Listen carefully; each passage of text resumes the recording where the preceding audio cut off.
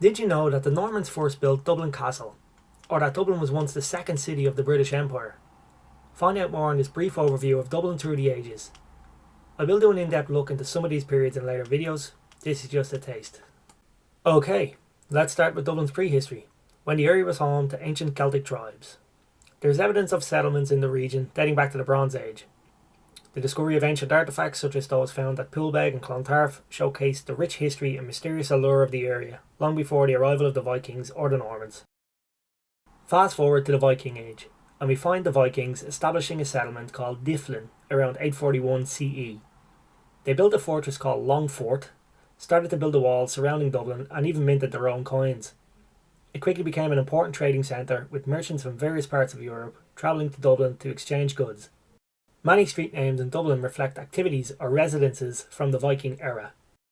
Next up, we have the Norman invasion in the late 12th century. The Anglo-Normans, led by Richard de Clare, also known as Strongbow, who we've covered in a previous video, invaded Ireland and made Dublin the centre of the English-ruled Lordship of Ireland. St Patrick's Cathedral and Christchurch Cathedral were both founded during this period. Dublin Castle, the seat of English power in Ireland, was also constructed in this period. The 16th century marked the Tudor period, with Dublin becoming a hub for English administration and colonisation efforts.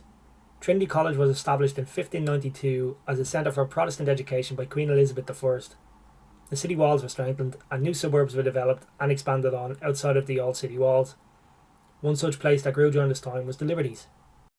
The 17th century brought significant changes to Dublin as well. The city saw continued growth and development with the expansion of its trade and the construction of new infrastructure. The foundation of the Royal Hospital Kilmainham, built in 1684 as a home for retired soldiers, is an excellent example of the architectural achievements of this period.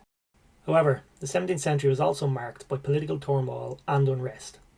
Dublin was affected by events such as the English Civil War, the Cromwellian Conquest and the Williamite War. The 1690 Battle of the Boyne in particular led to a Protestant ruling majority and the implementation of penal laws against Catholics. Dublin's streets and public spaces were transformed as well. St Stephen's Green, one of the city's most famous parks, was officially established in 1664, providing a green space for the citizens of Dublin. Now, who's ready for some gorgeous architecture? Welcome to Georgian Dublin, where the city became one of the largest and most prosperous in the British Empire.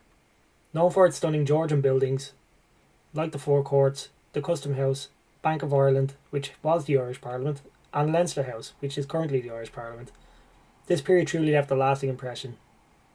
It was also during this time that the Wide Streets Commission was established, leading to the creation of iconic streets like O'Connell Street and Grafton Street. The 19th century brought the Act of Union, merging the kingdoms of Great Britain and Ireland. This meant a decline in Dublin's political and economic importance. It also sparked widespread poverty, social unrest, and the rise of Irish nationalism. The Great Famine struck in the mid-1800s, and the city was a hotbed of change, with prominent figures like Charles Stewart Parnell and the Gaelic League advocating for Irish cultural revival and independence. Later in the 19th century, we enter the Victorian era in Dublin. This period saw the city experience significant growth and modernisation. St Stephen's Green, which had fallen into disuse, reopened in 1880.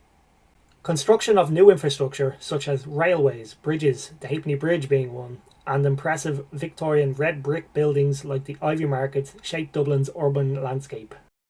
The city faced overcrowded tenements and widespread poverty at this time. Philanthropists like the Guinness family contributed to improving living conditions by funding social housing projects such as the beautiful Ivy Trust buildings. The early 20th century saw Dublin at the centre of the Irish War for Independence and the Civil War.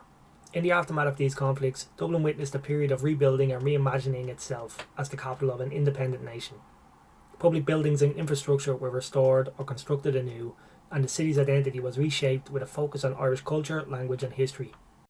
Throughout the mid-20th century, as the city's population continued to grow, the need for new housing and infrastructure became apparent. The Dublin Corporation initiated several large-scale housing projects to address the overcrowded living conditions in the inner city.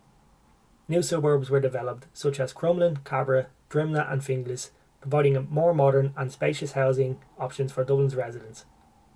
If you've made it this far, thank you for watching. I'll be going deeper into some of these periods in Dublin's history in future videos, so make sure you subscribe so you don't miss them.